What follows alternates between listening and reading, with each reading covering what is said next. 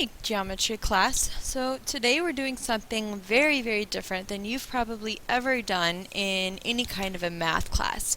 It's not going to really seem like our typical math sort of problems. What we're focusing on today is called proofs.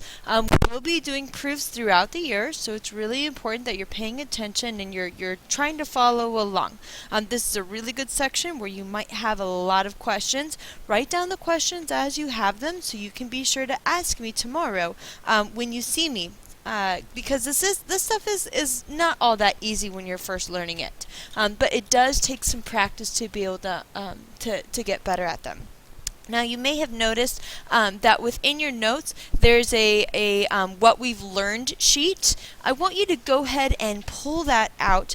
That sheet is going to be tremendously helpful to you for your proofs. Basically what we're going to do on that is we're going to write down things that we can write within our proofs, like concepts, theorems, postulates, all kinds of things, and it'll be sort of like a bank for you to be able to choose from when you're working on proofs. I will allow you to use that sheet on any kind of performance that we have, tasks that we have, on your tests, on your quizzes, all kinds of stuff. So that's going to be very vital for you to not lose and for you to fill out accurately and nicely. Okay, so if you lose it, then you're going to have a whole bunch of them that you're going to have to go back and refigure out. So have that out in front of you. Keep that someplace very, very safe. Go ahead and actually write your name on it. Write your name in pen on that piece of paper, because if anybody else wants to steal yours because they couldn't find theirs or anything like that, then yours is there.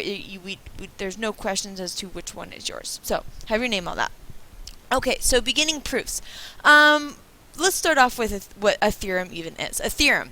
Theorem is a mathematical statement that can be proved. Anything that you can prove in mathematics, we call it a theorem. And we're going to be proving all kinds of theorems in this class. We're going to be proving theorems in what's called two-column proofs. There's other kinds of proofs. There's proofs called like paragraph proofs and indirect proofs. In this class, we're going to be focusing mostly on two-column proofs. A definition. So this is like stating the definition of a definition. A definition states the meaning of a term or an idea. Okay, so like congruent. Congruent, here's a definition for congruent. Congruent segments or angles have the same measure. That's a definition for congruent. Now what's special about definitions is that the reverse of that is true. That definition, so this is the definition of congruent. And it's reversible. All definitions are reversible. So, like the reverse of this would be angles or segments of the same measure are congruent, right? You can switch around a definition, but you can't always switch around a theorem. So, for example, here's a theorem. If two angles are right angles, then they are, what do you think is true about all right angles? They would have to be congruent.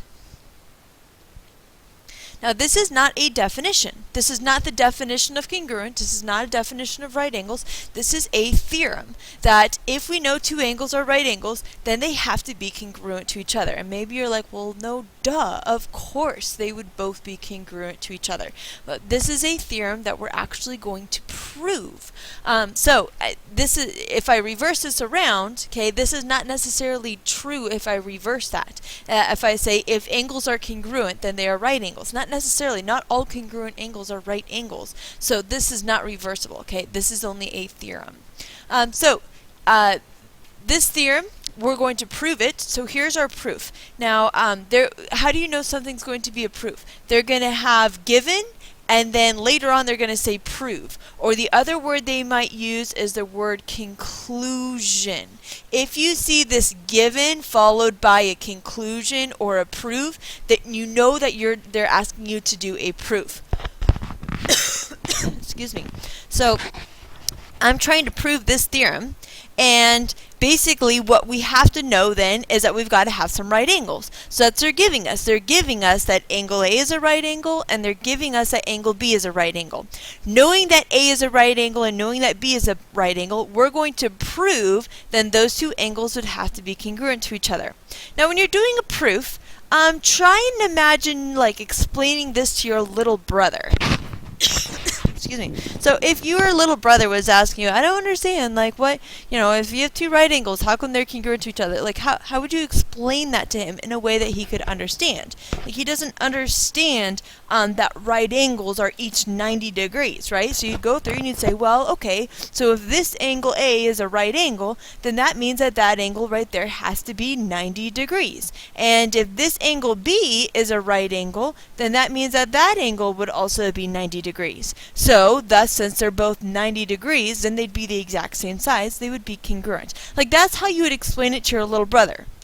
It's the same thing when you're doing your actual proof. It's just that rather than verbally saying it, we're actually going to formally write it. So, what we do is on a proof, we always have two columns, okay? The left column is going to be your statements, and the right column is always going to be your reasons. So your statements is, well, what's the next thing that you're going to be able to say? And then your reason is, well, how come we know for sure that we can say that? So for example here, well, actually, any proof, if you have no idea how to do a proof, always start with your givens. Every single time you're going to write down your givens. Now you can write down all your givens at once. So here I have two givens. I'm given that angle A is a right angle, and I'm given that angle B is a right angle. I can start off by writing all the givens at first. Now, and that's fine. Personally, for me, I like to write down one given at a time and then use it. So I like to write, like here I did that. Angle A is a right angle. I'm going to make that statement for my first one. Angle A is a right angle, and then how come I can say that? What's my reason for saying that? Well, exactly as I wrote here, because it was given. That's given to me, okay? So, if angle A is a right angle, well, what does that mean, right? A lot of times, like to figure out what your next step is, you should think about what the previous step was. Okay, first step, angle A was a right angle. How come? Because it was given. Step number 2. Well, what does that mean about angle A? Why is that so great? That means that angle A has to equal 90 degrees. Angle A was a right angle, so thus that means that angle A has to be 90 degrees. How do you know that? Well, because that's what a right angle is. Right angles are 90-degree angles. So we're going to write that down as our reason. Now, I want you to add this to your list of what we've learned, okay? All the stuff that we're going to be able to write within our reasons, we're going to add that to our list of what we've learned. So under your what we've learned, you're going to write, this is your very first one on the what we've learned sheet. So you're writing it here, and then you're going to pause this video, and then you're going to write it on that what we've learned sheet. Trust me, you're going to be really glad that you have that thing filled out. So right angles are 90 degrees. Okay? And so it says, like, well, what section did you learn that from? Well, you can put it under 2A if you want to. It says, what section did you learn from? What's the concept? The concept, right angles are 90 degrees. And then afterwards, like the third column, it says, well, what's the shorthand? Now, it gets very, very tedious writing over and over and over and over again. Right angles are 90 degrees. Like, rather than writing out all these sentences all the time, we're going to have little shorthands. So the shorthand for this, like, I'm not going to write it probably ever again all out like that. The shorthand for this is right angles make 90 degrees. Okay? That's how I'm going to write it. Now, if you want to actually write out the word angles, or you want to write out right angles, and you rather than using this little double arrow that I have going on here, maybe you like to write the word R, like that's fine. This is just how I shorthand it, so I don't have to keep on writing that sentence over and over again. Okay? So, hopefully you've got that now added to your list. Step number 3. Alright, moving on in our proof. So we've got angle A was a right angle. So what does that mean? Oh yeah, angle A was 90 degrees then. So then what's next? Angle B is a right angle for step 3. Angle B is a right angle. How do I know angle B is a right angle? Because they gave it to us. It was given. Now you can write out the word given. I just could have put a G because, again, I'm lazy, and I think probably all math people are lazy. So we get lazy and we just abbreviate a lot of stuff like this. Okay? So given. So if angle B is also a right angle, well, what does that mean? That means then that angle B, like angle A was a right angle, that meant that angle A was 90 degrees. So since angle B is a right angle, that means that angle B also has to be 90 degrees.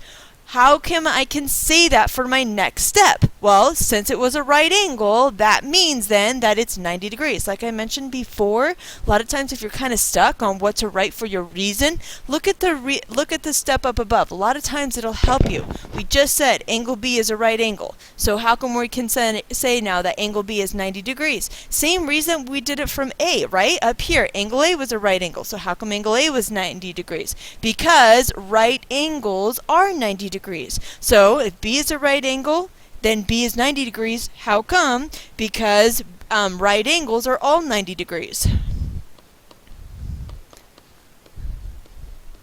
Now, you're not going to write here under your reason because B was a right angle. Like, that's not really a reason. Under your reasons column, it needs to be definitions, it needs to be postulates, it needs to be theorems. It needs to be something that would be true no matter what, not just for this particular angle B. Okay? Knowing that anything was a right angle, that automatically makes it a 90-degree angle. That's not just special to this particular angle B.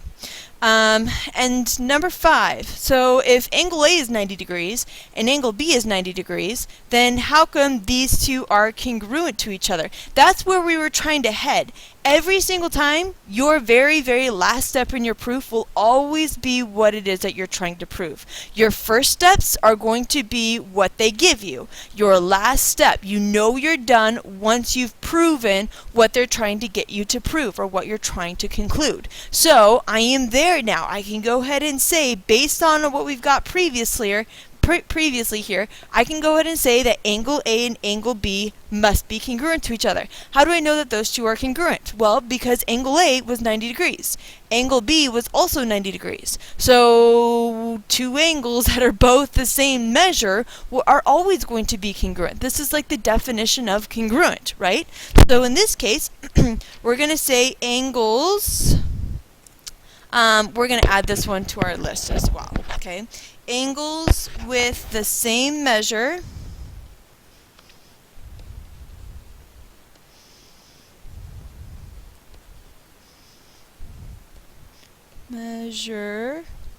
are congruent.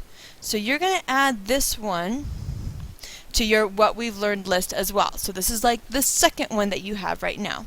I also want you to write angles slash segments. Now in this case, and I'm just writing that up here for you so you know to put that in on your list, but you should say angles or segments of the same measure are congruent, and then you choose which one it is that you want to use for your proof. So in this particular proof, I wasn't talking about segments, I was talking about angles. So that's why in this particular case, I would actually say angles with the same measure are congruent. With the same measure, I forgot the word are congruent. Oh no, I didn't. I just didn't see it. The word are is there. Measure are congruent. Yeah. So add that to your list. Okay. There's shorthand for this. The way I shorthand this is angles with same measure. It's supposed to be an M. Are congruent is how I shorthand that, so I don't have to keep on writing that long sentence over and over again. Or it would be angles or segments, and you choose which one it is that you are using for your particular proof. Okay? Alright, so kind of see the logic going on here, like we're taking little baby steps across of, okay, angle A was 90 degrees, so that means angle A was a right angle, so that means angle A was 90 degrees. Angle B was a right angle, so that means angle B was 90 degrees. Well, since A is 90 and B is 90, then those two have to be congruent to each other because angles with the same measure are congruent. Okay? When you're doing your proofs, notice how I have them numbered. Okay, each of the steps are numbered, 1, 2, 3, 4, 5. And I have each of the statements numbered, and number 2 statement goes along with the number 2 reason over here. Please, please, please have your proofs all labeled like that as well. Have them marked with the steps. The next proof here. Oh, before I move on. So now that we've proven this theorem that all right angles are congruent, we can use it now. So I want you to add this to your list as well. So add this theorem, okay? That's the, it's already written up there for the longhand, for the concept. If two angles are right angles and they are congruent. The shorthand for that is right